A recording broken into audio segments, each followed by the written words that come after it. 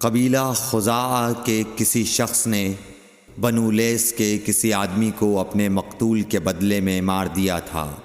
یہ فتح مکہ والے سال کی بات ہے۔ رسول اللہ صلی اللہ علیہ وسلم کو یہ خبر دی گئی۔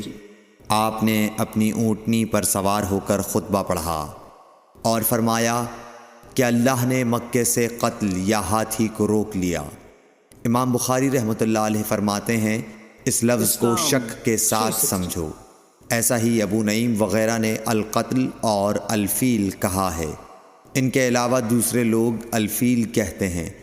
پھر رسول اللہ صلی اللہ علیہ وسلم نے فرمایا کہ اللہ نے ان پر اپنے رسول اور مسلمانوں کو غالب کر دیا، اور سمجھ لو کہ وہ مکہ کسی کے لیے حلال نہیں ہوا، نہ مجھ سے پہلے اور نہ آئندہ کبھی ہوگا، اور میرے لیے بھی صرف دن کے تھوڑے سے حصے کے لیے حلال کر دیا گیا تھا۔ سن لو کہ وہ اس وقت حرام ہے، نہ اس کا کوئی کانٹا توڑا جائے، نہ اس کے درخت کاٹے جائیں، اور اس کی گری پڑی چیزیں بھی وہی اٹھائے جس کا منشا یہ ہو کہ وہ اس شے کا تعارف کرا دے گا۔ تو اگر کوئی شخص مارا جائے تو اس کے عزیزوں کو اختیار ہے دو باتوں کا، یا دیت لیں یا بدلہ۔ اتنے میں ایک یمنی آدمی ابو شاہ نامی آیا اور کہنے لگا یہ مسائل میرے لیے لکھوا دیجئے۔ تب آپ نے فرمایا کہ ابو فلاں کے لیے یہ مسائل لکھ دو۔ تو ایک قریشی شخص نے کہا یا رسول اللہ مگر اذخر، یعنی اذخر کاٹنے کی اجازت دے دیجئے، کیونکہ اسے ہم گھروں کی چھتوں پر ڈالتے ہیں یا مٹی ملا کر اور اپنی قبروں میں بھی ڈالتے ہیں۔ یہ سن کر رسول اللہ صلی اللہ علیہ وسلم نے فرمایا کہ ہاں مگر اذخر۔ صحیح بخاری حدیث نمبر 112۔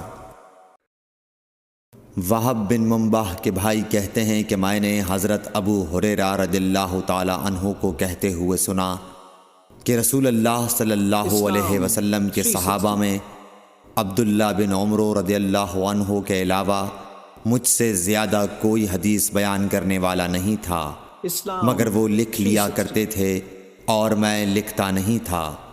صحیح بخاری حدیث نمبر 113۔ جب نبی اکرم صلی اللہ علیہ وسلم کے مرض میں شدت ہو گئی تو آپ صلی اللہ علیہ وسلم نے فرمایا کہ میرے پاس سامان کتابت لاؤ تاکہ تمہارے لیے ایک تحریر لکھ دوں، تاکہ بعد میں تم گمراہ نہ ہو سکو۔